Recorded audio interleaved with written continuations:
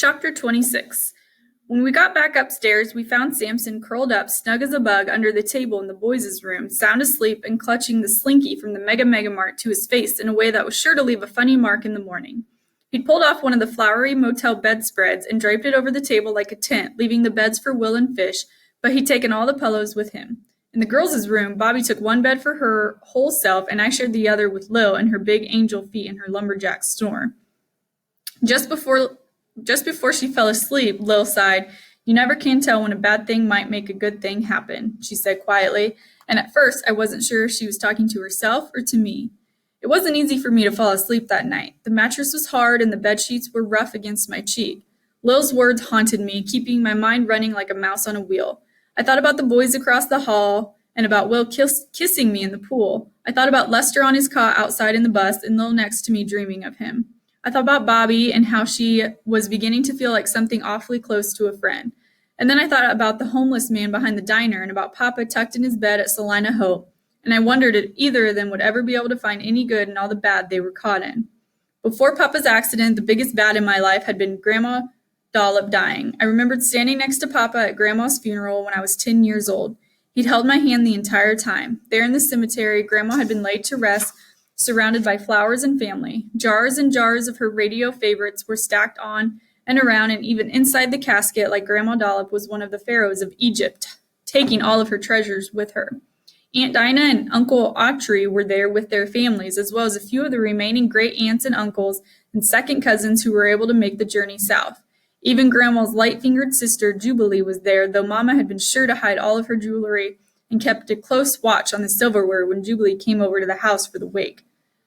Grandma's was a funeral like no other. Mama and Aunt Dinah had sat like sturdy bookends on either side of Grandpa Bamba, with their arms linked tightly through his, supporting him as the preacher said his words and prayers. But when that preacher reached his last amen, sorrow and grief unleashed the savvy of young and old alike. Lightning struck a nearby tree. A swarm of dragonflies and bumblebees filled the air above the casket, dancing and darting like an array of living fireworks. The grass beneath our feet grew thick and tall, and the flowers in bud opened up to bloom, filling the air with a heady fragrance. The underground sprinklers came on like fountains, surrounding us all in a grand display of seemingly choreographed plumes and jets of waltzing water, yet not a single drop fell down upon the mourners. And finally, as the tears rolled down Grandpa Bamba's cheeks, the ground began to rumble. Headstones rocked and the folding chairs shuddered and rattled to and fro with all the folks still sitting in them holding tight. The earth shook violently, and Grandma's glass jars began to topple and break, filling the air with a riot of sound.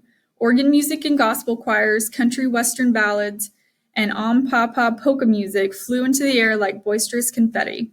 Great voices lit upon the breeze with words that were both sweet and sharp, speeches that were moving and powerful. There were words like dream and words like freedom that lingered in the air in the voices of women, men, and children. And Papa had wrapped his arms around me then, and we'd closed our eyes, listening together to the spectacle of sounds, to the procession of melodies, to the vanishing radio waves of Grandma Dollop's savvy.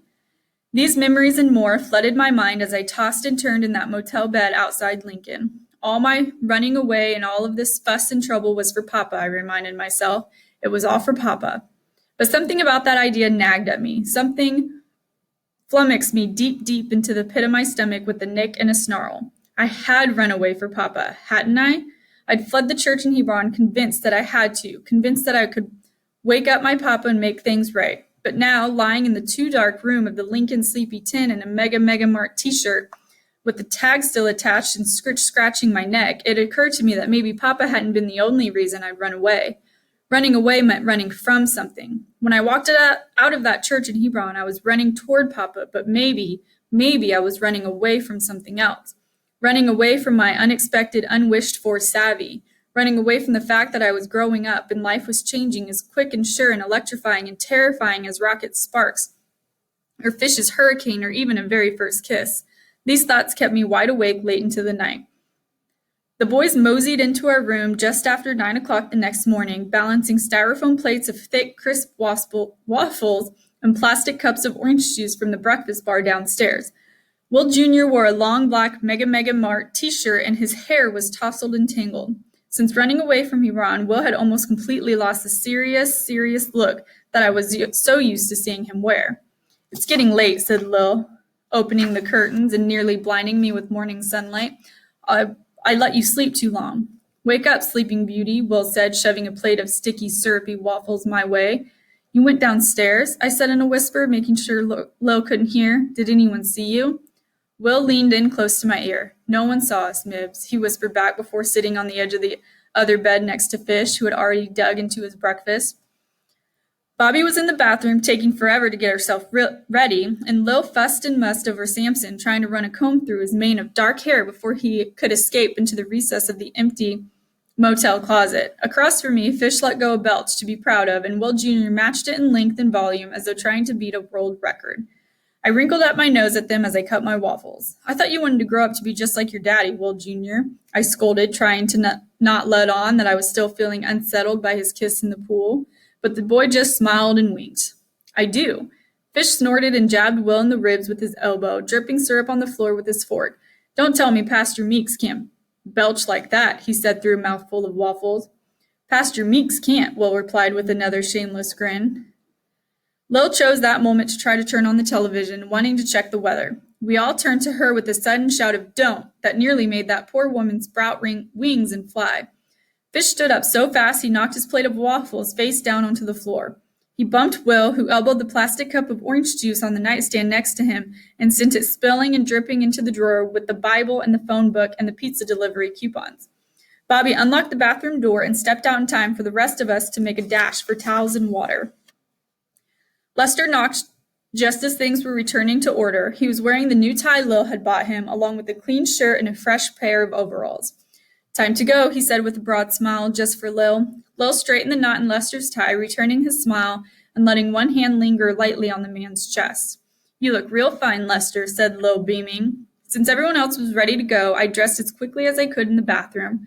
I brushed my teeth and combed my hair. I put on a little shiny red lip gloss that Bobby had left on the counter, then thought better of it and dabbed it back off again with the tissue. Before leaving the bathroom, I cheerfully added a paper-wrapped soap to the pocket of my dress that still held Will's birthday present pin. Then I joined the others, and we all flop-flopped down the hall in our new Mega Mart flip-flops, following Lil and Lester downstairs toward the Heartland Bible Supply bus like a gaggle of flat-footed goslings keeping a lookout for any unwanted attention. Ahead of me, Lil laced her large hand through Lester's arm, and I tried not to listen to Carlene and Rhonda as they carried on at length about his new crush, though today their voices didn't seem as loud and nasty as usual. "I didn't think my boy would ever find himself a decent woman," said Rhonda. "I suppose he'll mess it up." "Decent woman? What was I, chopped liver?" sniped Carlene. "Wasn't my fault Lester couldn't see a good thing when it was right in front of his face." "Lester always liked liver," Rhonda snapped back. "You, Carlene, are just a scrawny old chicken gizzard." I thought about those two gals and their constant griping and belly aching, and my head swam with questions. If I could tell what Lester was thinking or feeling by listening to those voices in my head, why did they always talk about him like he wasn't even there? They were always cutting him down to the quick. It seemed like those two ladies had such an effect on him that now it was only their voices he heard loud, loud, loud. Was it their nasty chit-chat that told Lester who he was? No wonder the man had a stutter and a twitch. Maybe it's like that for everyone, I thought. Maybe we all have other people's voices running higgledy-piggledy through our heads all the time. I thought how often my papa and mama were there inside my head with me, telling me right from wrong, or how the voices of Ashley Bing and Emma Flint sometimes got stuck under my skin, taunting me and making me feel low, even when they weren't around. I began to realize how hard it was to separate all the voices to hear the single strong one that came just from me. Climbing back up into the big pink Heartland Bible Supply bus, the morning warm and bright, I tried to listen past Carlene and Rhonda. I tried to hear if there was any of Lester's own voice left in Lester. The more I watched and listened, the more it became clear as clear that whenever Lil smiled Lester's way, or whenever she spoke to him as we traveled down the highway, Carlene and Rhonda seemed to lose their sway. Lil shone on Lester like the sun, and on his arms, his sleeves rolled up, the women scowling, animated faces dissolved back into the thin black lines of lifeless tattoos. Maybe Lil was an angel, I thought to myself. Maybe she was Lester's angel, sent down from heaven to clear the voices from his head. I turned my eyes away from the adults, choosing a seat by one of the few windows not threaded with cracks or covered in cardboard and silvery duct tape. I watched out the window as we bumped and thumped toward Wymore and Lester's next delivery, passing an endless landscape of grizzled cornfields. The earth was yawning and stretching here, turning green at the toes of the brown and broken stalks of last year's harvest. It was spring, and the whole world was coming back to life. The whole world was waking up. Now, I thought myself, if only Papa would too.